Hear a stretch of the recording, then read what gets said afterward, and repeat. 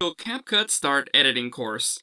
We will be using practical examples to help you learn video editing skills and understand how to use Capcut. Our simple and easy to follow approach aims to help total newbies start editing and producing videos from scratch. Now, let's get started by getting to know the Capcut interface. Open Capcut and you'll see the home page. Tap New Project at the top to open the editor. Next, you'll see the page for selecting video clips. Tap the circle to the top right of a clip to select it, and then tap Add to add it to the project. With that, we'll enter the editor. The editor is split into 4 sections. Let's go from top to bottom. At the top, we can see the Editor Exit button and the Export button. Tap the X in the top left to exit the editor. If you tap 1080p, you resolution and frame rate. Tap the Export button to generate the finished video. The next section is the Clip Preview area. This shows you the video you're editing in real time. Now, everything in the bar below the preview from left to right. First, we have the editing time code. That shows your current time position and the total duration of the video. Next, the play button. Tap this button to preview your video. After that, we have the undo and redo buttons. If you make a mistake, just tap the undo button to undo the change. Finally, we have the full screen button. Tap this button to preview your video in full screen. The third section contains the editing tracks. At the top is the timeline, which you can change to be more or less exact. To do this, touch the screen in a blank part of the editing track section using 2 fingers and move your fingers outwards to show smaller units of time. This will help you make more precise edits. If you move your fingers together, it'll show bigger units of time, which can help when you're editing and previewing multiple clips. If you touch a blank area with just 1 finger and move it left or right, you can quickly preview the video sequence and content. To the left of the main video track is the sound button. Tap it to mute all of the original sound in the main video track. To set a cover and first frame, tap Cover. You can use one of the preset cover templates as the video cover. On the right, you can see the editing tracks: video, audio, text, stickers, and effects. We can always change the length and position of each track. To the very right is a plus icon.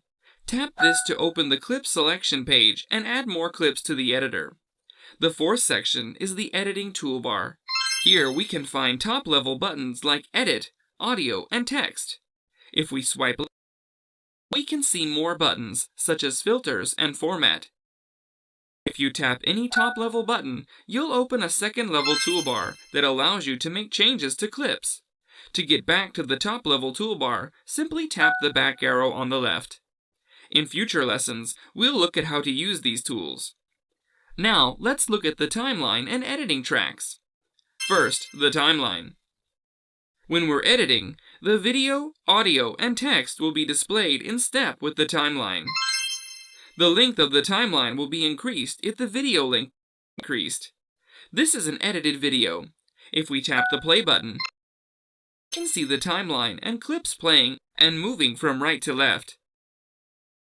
You can also see a vertical white bar. This white bar is the current time indicator. The frame that corresponds to the position of the white bar is shown in the preview area above. When we're editing, we can move a frame to the position of white bar to see what is happening in that frame. Now, you might notice that when the video is playing, the timecode number changes. The first number shows where the white bar is in the video. Right now, it's 02. That means that the white bar is at the frame shown at 2 seconds of the video.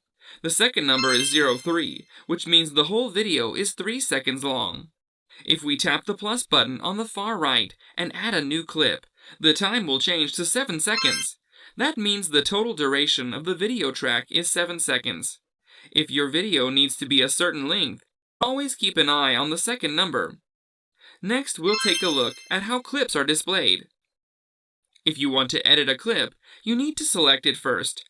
To do that, simply tap the clip. In this video, we have many different tracks: video, audio, subtitle, sticker, and effect tracks. Because screen space is limited, some tracks are minimized when we're editing so we can focus better. Here we can mainly see the video track and audio track. We can't see the subtitle track. If we want to edit the video subtitles, we can tap the text button in the top level toolbar.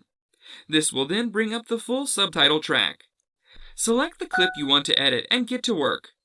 You can tap the arrow on the left to go back to the top level menu. You can bring up the sticker, effect, and filter tracks in the same way. That's all for this lesson. In the next lesson, we'll take it further and look how to import clips and make some basic edits, including trim and zoom. See you next time!